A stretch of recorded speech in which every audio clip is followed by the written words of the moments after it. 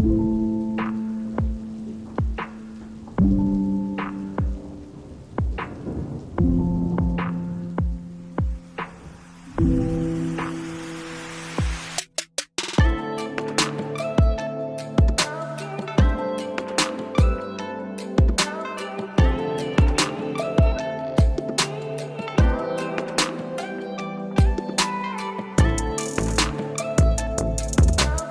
Guys, welcome back to my new blog. So this clip 24th of July and आज बहुत दिनों में blog बनाया है। ऑलमोस्ट 1 वीक से ज़्यादा हो गया बिकॉज गर्मी इतनी पड़ रही है कि ब्लॉग बनाने का मन ही नहीं कर रहा था। इवनिंग का टाइम था, मैं सोकर उठी थी, फिर चली गई नहाने और फिर स्टार्ट कर दी अपनी स्टडीज केमिस्ट्री से। सबसे पहले मैंने न्यू चैप्टर इक्विलिब्रियम का लेक्चर लेना स्टार्ट किया एंड इससे पहले कल थर्मोडायनेमिक्स चैप्टर फिनिश हुआ है।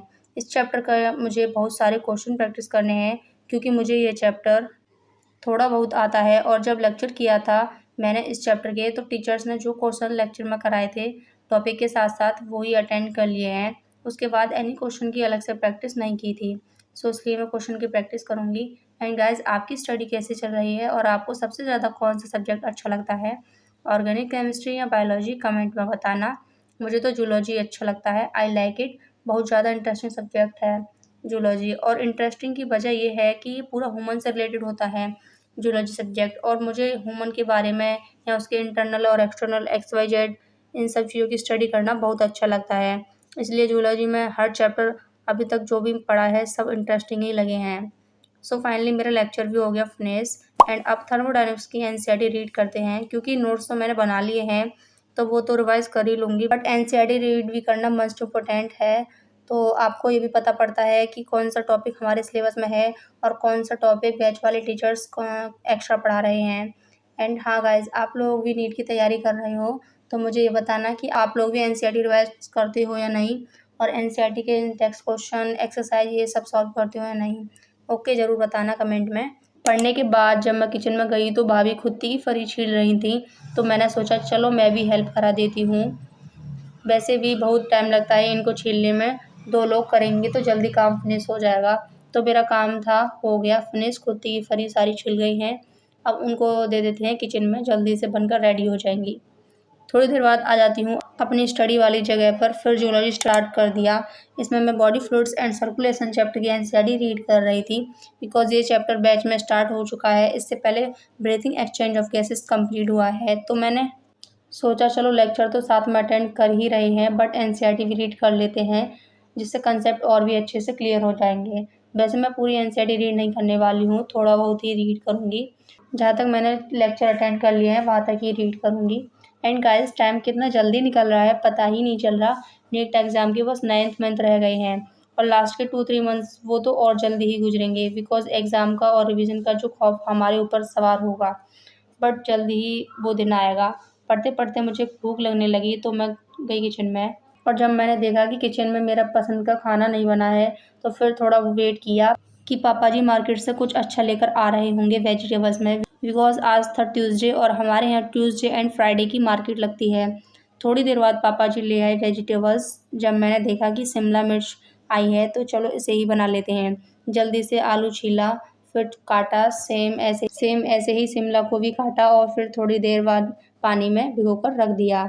फिर प्याज फ्राई करने लगी और मसाला डालकर उसे फ्राई किया, फिर सब्जी डाल दी। ये है कुछ ऐसा व्यू सब्जी बनने का। वैसे मैंने फर्स्ट टाइम शिमला मिर्च की सब्जी बनाई है, देखने में तो अच्छी लग रही है, पता नहीं खाने में कैसी होगी। सब्जी हो गई है बनकर रेडी एंड ये है खाना, तो इसे खा लेती हूँ, फिर मिलती हूँ ब्लॉग में। खाना खाने के बाद डायरेक्ट पढ़ने का मन नहीं कर रहा था तो मैंने सोचा कुछ देख ही लेती हूँ फ़ोन में, तो मैं अपने ब्रो के ब्लॉग देखने लगी। कुछ दिन पहले ही उन्होंने अपलोड किया है बट मेरे पास टाइम नहीं था देखने का, तो सोचा अभी फ्री हूँ देख लेती हूँ। मुझसे पूछ रहे थे कि तूने मेरा ब्लॉग देखा है नहीं, तो मैंने बोला नहीं, तो बोल रहे देख लेना और बताना कैसा लगा, तो मैंने बोला ठीक है। स्टार्टिंग में इंट्रो और म्यूज़िक देखकर ही इतना इंटरेस्टिंग लगा मुझे फिर, और बाद की तो क्लिप्स और अच्छी ही होंगी। ये अपने फ्रेंड सर्कल के साथ गए थे। और गाइस, फ्रेंड्स लोगों के साथ घूमने जाओ तो अलग ही आनंद आता है।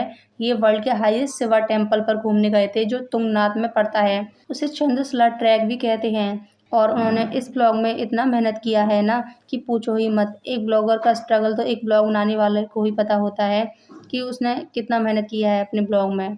एक तरफ से ट्रैवल और थकान प्लस ब्लॉग बनाना, वो तो साथ में इनके फ्रेंड्स थे तो सब लोगों ने इस ब्लॉग में हेल्प करा दी थी, वरना सेल्फी करते हैं ज़्यादातर। तो गाइज़ मैं अपना बताऊं तो मुझे इस ब्लॉग की हर क्लिप अच्छी लगी। आपको कौन सी क्लिप अच्छी लगी कमेंट में बताना, और ज़रूर जा कर के चैनल पर देखना, इनके सारे ब्लॉग्स अच्छे बनाते हैं। अब कर रही हूँ मैं शॉर्ट्स नोट्स का रिवीजन, वो भी केमिस्ट्री में सॉल्यूशन चैप्टर का लिख लिख कर रिवाइज कर रही हूँ, जिससे और अच्छे से याद हो जाए। इसमें ज़्यादातर फॉर्मूला ही इंपॉर्टेंट है, like molarity, molality, ppm, mass percentage etcetera. तो इन्हीं फॉर्मूला को अच्छे से रिवाइज कर रही हूँ। एंड आजकल मुझे केमिस्ट्री पर ज़्यादा फोकस करना पड़ रहा है, क्योंकि मेरी केमिस्ट्री थोड़ी वीक है, इसलिए बिल्कुल भी पसंद नहीं है मुझे ये रिएक्शन वगैरह वगैरह, बट क्या करें, सिलेबस में है तो पढ़ना तो पड़ेगा भाई। एंड फाइनली मेरा रिवीजन भी हो गया फिनिश, और टाइम हो रहा है अभी 11:50 PM। पढ़ने के बाद थोड़ा गर्मी सा फील हो रहा था, तो मैं कूलर के सामने जाकर बैठ गई, बहुत चिल हवा दे रहा था। तो ब्लॉग को करते हैं एंड। वीडियो अच्छी लगी हो तो चैनल सब्सक्राइब कर लेना। मिलते हैं नेक्स्ट ब्लॉग में, तब तक के लिए take care and bye bye.